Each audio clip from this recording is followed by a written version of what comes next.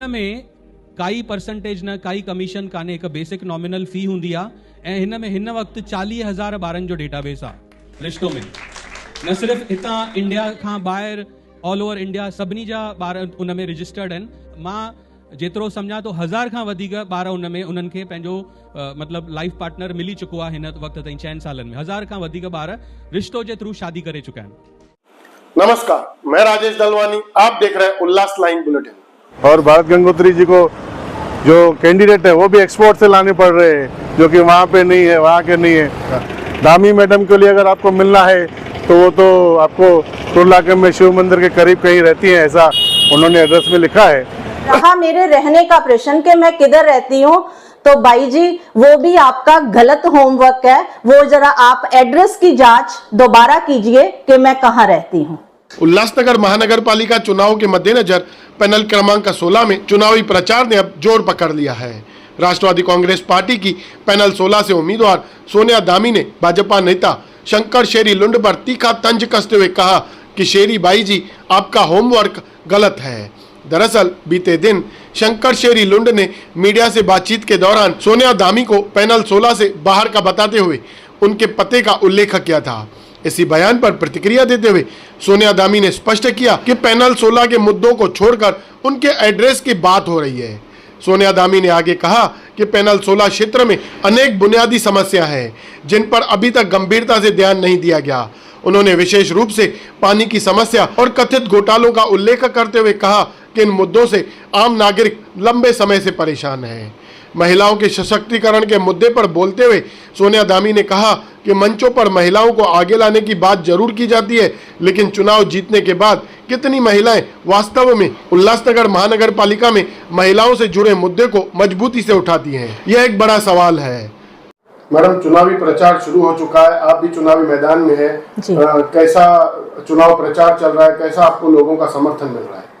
देखिए, बोलते हैं कि भाई हमें लोगों का तो समर्थन बहुत अच्छे से सपोर्ट मिल रहा है, क्योंकि हमारा 16 नंबर पैनल में जाना तय लोगों की ही डिमांड पे हुआ था, क्योंकि 16 नंबर पैनल में बहुत ही भरपूर विषय थे।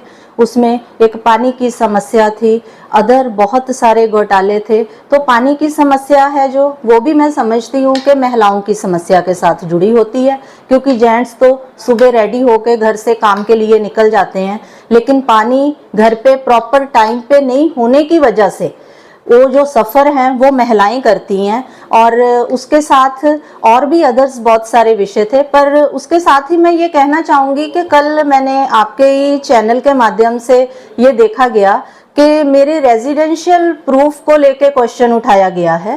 तो मैं वो बात क्लियर करना चाहूँगी कि मेरे रेजिडेंशियल प्रूफ की क्लैरिफिकेशन लेने की बजाय अगर शेरी बाई जी आपने ये ध्यान दिया होता कि आपके साथ आज तक जो जीती हुई महिलाएं हैं उन्होंने हाउस में कितनी बार आवाज उठाई है महिलाओं की समस्या को लेकर, वो विषय पे बात होती तो बहुत ही अच्छा और एक हेल्दी डिस्कशन लगती मुझे भी।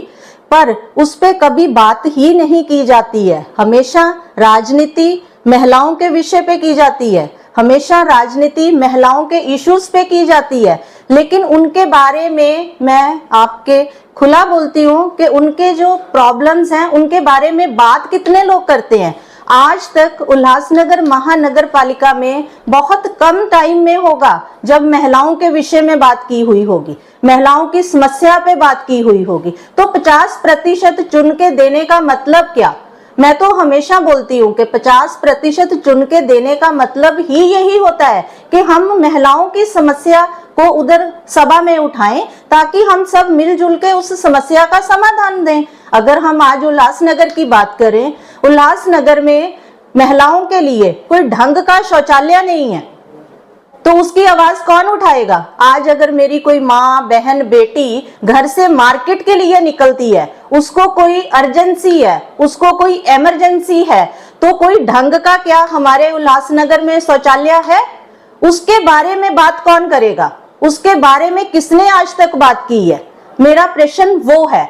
अगर ढंग का कोई शौचालय ही नहीं आज तक हम उल्लासनगर के महिलाओं में को दे सके, तो महिलाओं की बाकी समस्याओं की बात कौन करेगा? तो अगर उन विषयों पे बात होती तो अच्छा लगता, ना कि रेजिडेंशियल प्रूफ के हम किधर रहते हैं उसकी बात करने पे हम डिस्कस करने में टाइम वेस्ट करें। तो मेरा ये मानना है कि उल्लासनगर में कोई ढंग का है ही नहीं है टॉयलेट।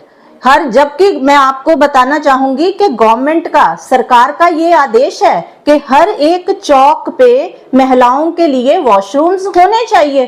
तो मेरे को एक बात बताओ, इस विषय पे या महिलाओं के अदर समस्या के विषय पे जिधर मैं चुनाव लड़ रही हूं उस विषय पे आज तक शेरी बाई जी आपके साथ जीती हुई महिलाओं ने कितनी बार आवाज उठाई है?